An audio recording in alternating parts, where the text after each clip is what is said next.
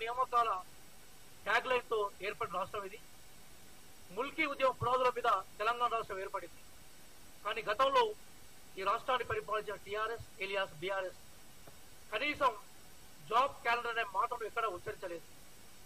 గౌరవనీయులు ముఖ్యమంత్రి రేవంత్ రెడ్డి గారి ఆధ్వర్యంలో డిప్యూటీ సీఎం భట్టి గారు అట్లాగే మంత్రివర్గం ఎమ్మెల్యేలు ఎమ్మెల్సీల సహకారంతో ఈరోజు జాబ్ క్యాలెండర్ ని మేము ముందుకు తీసుకొచ్చాం. అందుకోసం కాంగ్రెస్ పార్టీ ఆధ్వర్యంలో జరుగుతున్న ప్రభుత్వానికి, ముఖ్యమంత్రి గారికి, డిప్యూటీ సీఎం గారికి, మంత్రులకి, ఎమ్మెల్యేలకు, ఎమ్మెల్యేలకి యావత్ తెలంగాణ నిరుద్యోగ సమాజం వైపు నుంచి మేము కృతజ్ఞతలు అట్లాగే అభినందనలు వ్యక్తం చేస్తున్నాం. ఈ నేపథ్యంలోనే కనీసం జాబ్ క్యాలెండర్ అనే పదాన్ని ఎప్పుడూ ఉచ్చరించని, జాబ్ క్యాలెండర్ కాన్సెప్ట్ లోని హరీష్ రావు అట్లాగే కేటీఆర్ గారు వాళ్ళ భూమి కింద కంపించినట్టుగా, భూమి కుంగిపోయినట్టుగా నిన్న రాత్రి నుంచి చీకట్లో చిందులేస్తూ తెల్లవారుజామున కూడా అవే మాటలు మాట్లాడుతూ ఉన్నాం.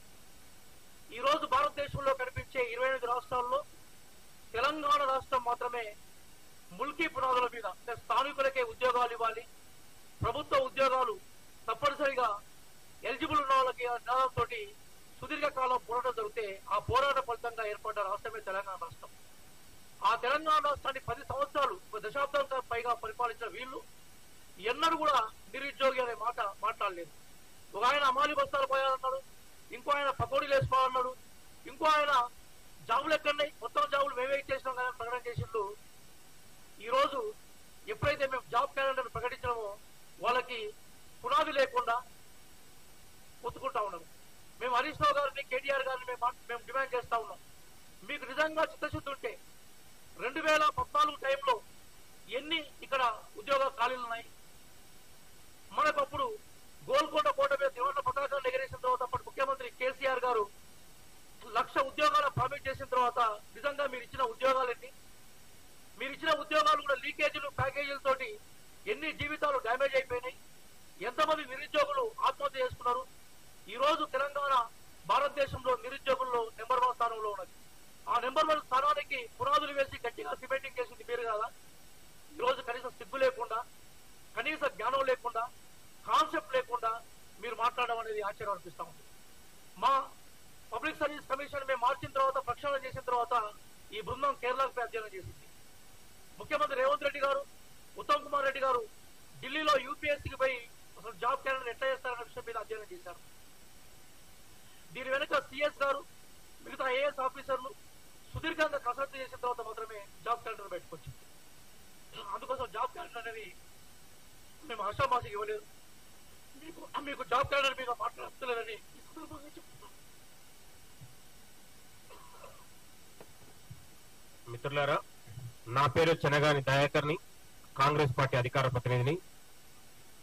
నాతో పాటుగా రియాజ్ సార్ గారు, అదేవిధంగా central university scholar spoke person లింగం యాదవ్ గారు, అదేవిధంగా వెంకటరాజమన్న గారికి ఈరోజు ముఖ్యమంత్రి గారు బట్టి విక్రమార్క గారు తెలంగాణ నిరుద్యోగ యువత కోసం ఒక సాహసోపేతమైన ఒక నిర్ణయాన్ని, సంవత్సరాల తరబడి నిరీక్షణలో, ఆందోళనలో, ఆవేదనలో ఉన్నటువంటి తెలంగాణ నిరుద్యోగ యువతకు ఇవాళ కాంగ్రెస్ ప్రభుత్వం ఆసటగా, బాసటగా, అండగా, ఒక పెద్దన్నలాగా రాష్ట్ర ముఖ్యమంత్రి గారు ఇవాళ జాబ్ క్యాలెండర్ ని విడుదల చేసి లక్షలాది మంది నిరుద్యోగుల్ని ఉద్యోగులుగా తీర్చిదిద్దడానికి ఈ ప్రభుత్వం కృషి చేయడానికి నేను ప్రవేశపెట్టిన అసెంబ్లీలో జాబ్ క్యాలెండర్ నిదర్శనం అంటా ఉన్నాను.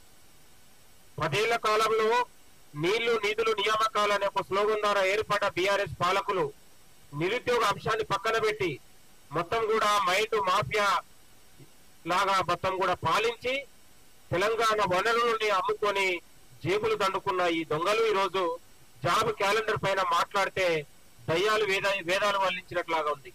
వీళ్ళు నిరుద్యోగుల గురించి మాట్లాడితే సమాజం ఇవాళ సిగ్గుపడతా ఉంది. నిరుద్యోగుల్ని ఎంత హేళన చేశారో మీరు వేసిన ట్విట్టర్లో ఇవాళ గుమాస్తాలని, పకోళ్ళని, లేకపోతే మీకు గవర్నమెంట్ జాబులు ఎక్కడున్నాయి, ఎంతమంది కలిస్తారని, ఇంటికో ఉద్యోగం నేను అనలేదని ఎన్ని రకాలుగా మీరు మాట్లాడారో మాకు మీరు ఇచ్చినటువంటి, మీరు మాట్లాడిన కథనాలు, వీడియోలు మా కళ్ళ ముందు ఇంకా తేలియాడుతూనే ఉన్నాయి. మిత్రులారా, ఇవాళ మీరు నిరుద్యోగుల పేరుతోని ఇవాళ నిరుద్యోగులకు మీరేదో సాధించినట్లు మీరేదో మేలు చేసినట్లు ఈరోజు మాట్లాడితే సమాజం సిగ్గుపడతా ఉంది. మీరు మాట్లాడిన ఆవేదనకు ఇవాళ సునీల్ నాయక్ అనే కాకతీయ యూనివర్సిటీలో విషం దాగి చచ్చిపోతే నిమ్స్ హాస్పిటల్ మేము పోయి పరామర్శించి హాస్పిటల్లో చేర్చింది మేము.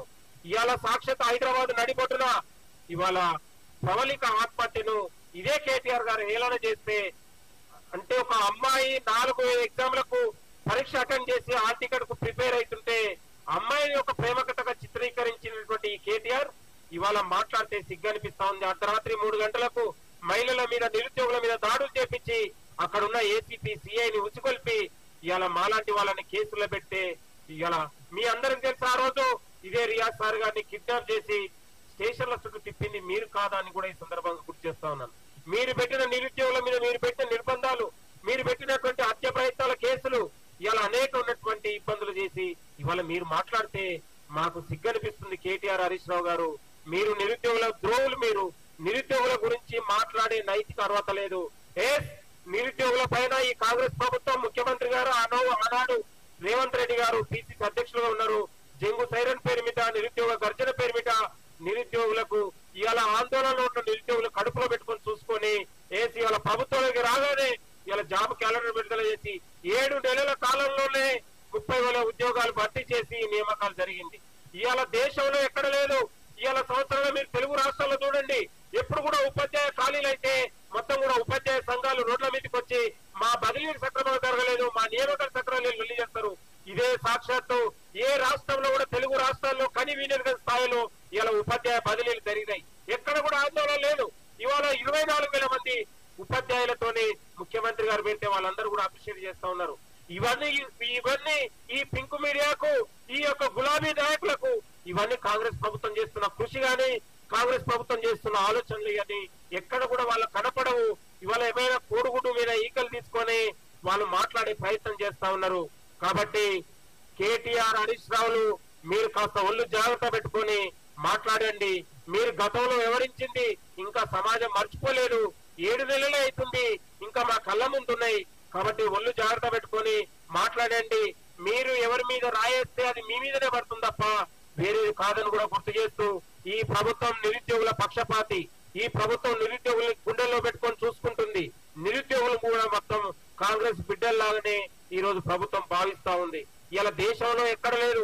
స్కిల్ యూనివర్సిటీ పేరు మీద ఇలా 57 ఎకరాల్లో ఇవాళ ముచ్చర్లలో ఏర్పాటు చేసి ఇవాళ దాదాపు ఉపాధి రంగాల్లో, సాంకేతిక రంగాల్లో, ఇండస్ట్రియల్ రంగాల్లో దాదాపు ఒక 20 నుంచి 30 లక్షల మందికి ఉద్యోగాలు కల్పించాలనే ఒక తపనతోని, ఆవేదనతోని ఇవాళ ఒక కృషితోని ఇవాళ ప్రభుత్వం ముందుకు తీసుకొస్తా ఉంది. ఇవన్నీ వీళ్ళ కనపడవు. ఇవాళ కోకాపేటలో విలువైన ల్యాండ్లని దాదాపు 12 ఎకరాల ఆ రోజు కేటాయి ఇప్పటి వరకు కూడా దానిపైన పనులు జరగలేదు. అసలు నిరుద్యోగులకు ఉద్యోగాలు ఆలోచననే వాళ్ళు 10 ఏళ్ల కాలంలో ఏనాడు కూడా పట్టించుకోలేదు.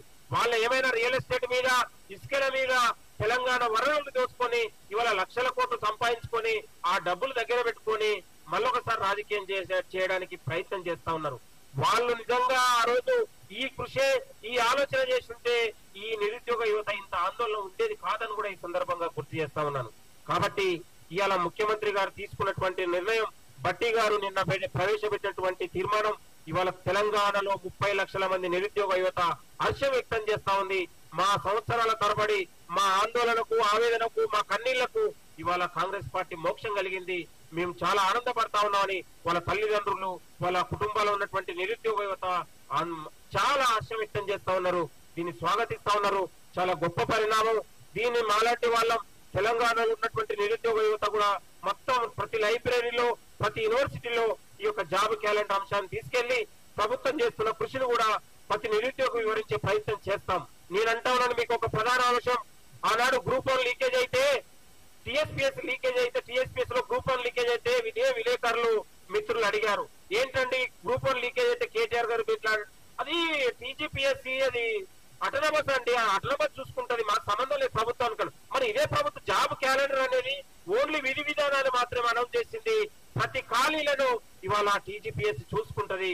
మరి అటనమస్ పాడి అనే సోయి లేకుండా కూడా ఈ రోజు ఇవాళ జ్ఞానం లేకుండా, మతి లేకుండా కేటీఆర్ మాట్లాడితే సిగ్గనిపిస్తా ఉంది. కేటీఆర్ గారు, మీరు ఏం చదువుకున్నారో తెలియదు, మీ అంత మేము చదువుకోలేకపోవచ్చు, మీ అంత ఐటీ రంగంలో, మీ అంత సాఫ్ట్వేర్ రంగంలో మాకు లేకపోవచ్చు, కానీ మినిమం మాకు ఈ ప్రభుత్వం చేస్తున్న కృషి గాని ఈ యొక్క నిరుద్యోగులకు చేస్తున్నటువంటి అంశాలపైన మాకు పరిజ్ఞానం ఉంది.